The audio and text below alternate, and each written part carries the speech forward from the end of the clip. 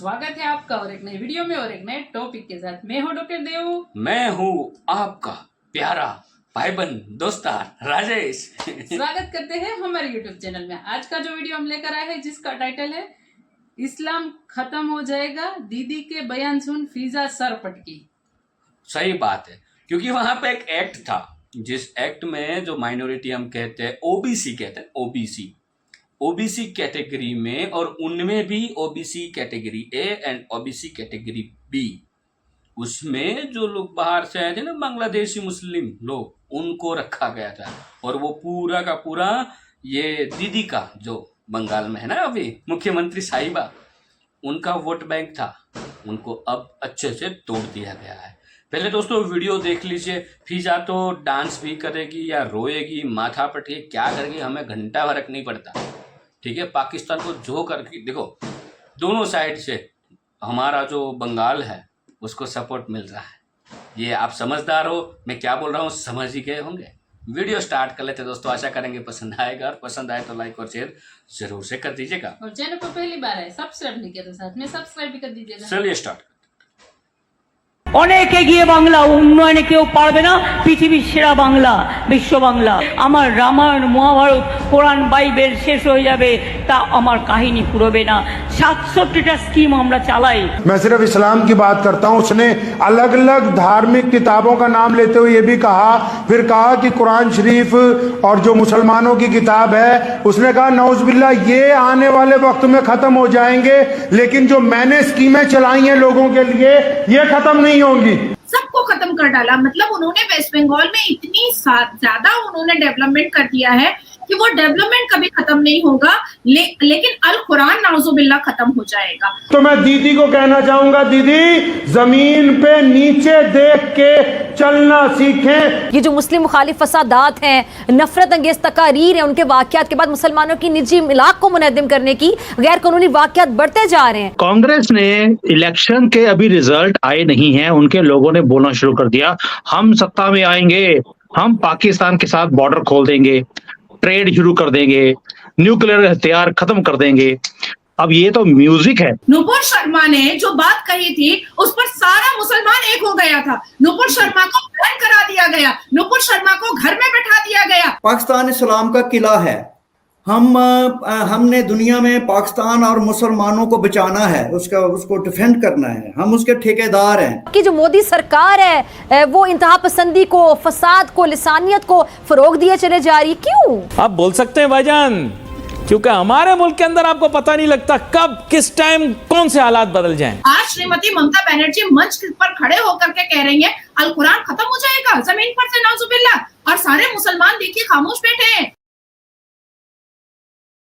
दोस्तों, इस वक्त वेस्ट बंगाल के चीफ मिनिस्टर ममता बनर्जी की एक स्पीच काफ़ी ज़्यादा वायरल हो रही है पाकिस्तान और भारत में, जहां ममता बनर्जी कह रही है कि अगर उनका स्कीम्स के बारे में बात करना स्टार्ट करें तो रामायण, बाइबल, कुरान जैसे होली बुक्स ख़त्म हो जाएंगे, लेकिन फिर भी उनका ममता जी का गरीबों को दिया गया स्कीम्स का कंप्लीट नहीं होगा। जिस पर अब पाकिस्तान के एक मौलवी ने रिएक्ट करते हुए कहा कि ममता जी अहंकार में बात कर रही है, जहां उन्होंने ज़मीन पर रह कर के बात करना चाहिए। वे ऐसे किसी भी रिलीजियस बुक का अपमान नहीं कर सकती है।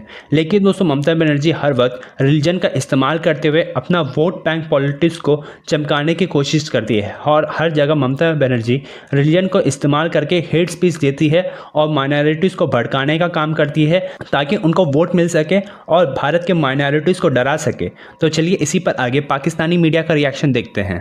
বিশ্ব বাংলা, আমার রামায়ণ মহাভারত কোরআন বাইবেল শেষ হয়ে যাবে, তা আমার কাহিনী পুরোবে না। 67টা স্কিম আমরা চালাই, ছোট থেকে বড়, জন্ম থেকে মৃত্যু। আগে 1 লক্ষের উপর রাস্তা। देखिए, आपने सुन लिया ये बंगला के अंदर उन्होंने जो बात की है। अब इसके ऊपर एक जो आलिम है उनका क्या कहना है वो भी सुनिए।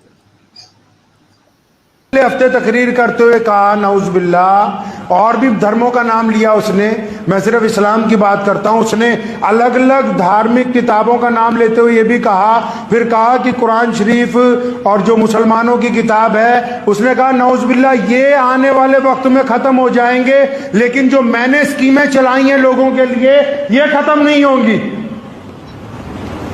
मतलब उदाहरण देखिए आप, एक मुख्यमंत्री की उदाहरण देखिए कि वो ये कह रही है कि कुरान पाक और बाकी मजहबों का भी उसने नाम लिया कि वो तो खत्म हो सकते हैं, मेरी चलाई हुई स्कीमें खत्म नहीं हो सकती। तो मैं दीदी को कहना चाहूंगा, दीदी जमीन पे नीचे देख के चलना सीखें, गुफ्तगू के दौरान भी अपने अंदर आजिज़ी पैदा करें। अल्लाह को गुरूर बिल्कुल पसंद नहीं है।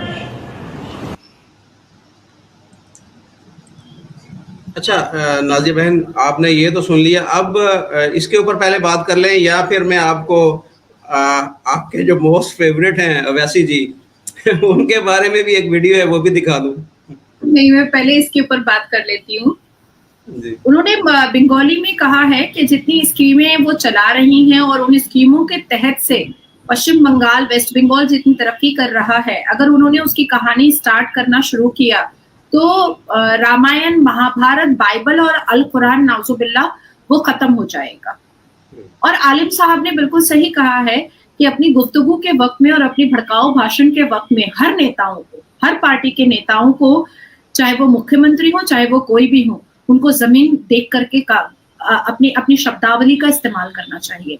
अच्छा, मैं मुजफ्फर भाई आपको ये बताना चाहूंगी कि श्रीमती ममता बनर्जी ने कोई पहली बार इस्लाम का मजाक नहीं उड़ाया है या अल कुरान के खिलाफ उन्होंने इतनी अभद्र शब्दावली का इस्तेमाल नहीं किया है। उन्होंने पिछले 12 साल में 2011 में उनकी सरकार आई थी और वो गद्दी नशी हुई थी, और उसके बाद से उन्होंने पश्चिम बंगाल के मुसलमानों के दिल में एक भरम और दिमाग में एक चूरन भर दिया कि वो मुसलमानों की बहुत बड़ी मसीहा है। अब क्योंकि मुसलमानों ने कभी अल कुरान मायने के साथ पढ़ा है नहीं, कभी भी उन्होंने प्रॉफिट मोहम्मद सल्लल्लाहु अलैहि वसल्लम के पूरे सुन्नत रसूल को समझा है नहीं, जाना है नहीं।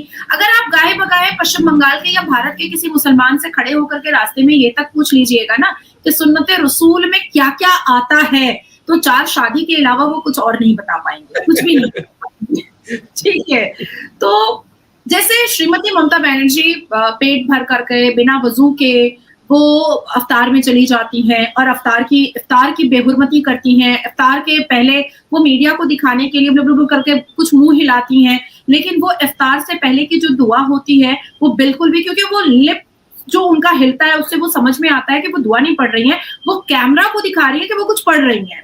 द थर्ड थिंग इज के एक्सेप्ट कोविड-19 वो 2011 से लेकर के 2024 तक में उन्होंने हमेशा लाखों मर्दों की भीड़ में ईद की नमाज में शिरकत की है। अच्छा, ईद की नमाज में एक चीफ मिनिस्टर होने के नाते अगर वो शिरकत कर रही हैं और अच्छी बातें बोल रही हैं तब भी मुझे आपत्ति नहीं थी, लेकिन वो वहां पर जाकर के पॉलिटिकल स्पीच देती हैं, वो हेटरेट स्पीच देती हैं, वो भारत के प्रधानमंत्री को डिफेम और मलाइन करती हैं, वो भारत में कॉन्स्टिट्यूशनल एजेंसीज जैसे सीबीआई है, ईडी है, एनआईए है, एनएसजी है, उसको वो गालियां परोसती हैं, वो पश्चिम बंगाल के लाखों मर्दों को वो भारत के खिलाफ भड़काती हैं, वो भारत के सिविलाइजेशन के खिलाफ भड़काती हैं।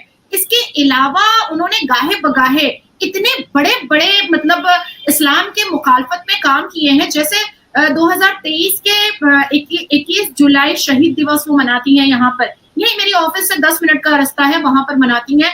और वहां पर उन्होंने एक हिंदू से तबला, सारंगी और ऑर्केस्ट्रा के साथ उन्होंने अजान दिलवाया था, एक हिंदू से।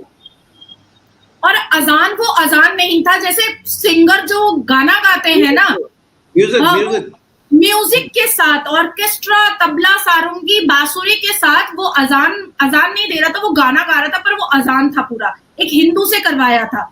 उसके बाद फिर उन्होंने मजार परस्ती को बहुत हवा दी है यहाँ पर, उन्होंने जुलूस और ईद मिलादुन नबी जो मिलाद पढ़ी जाती है उसको बहुत हवा दे करके रखी है।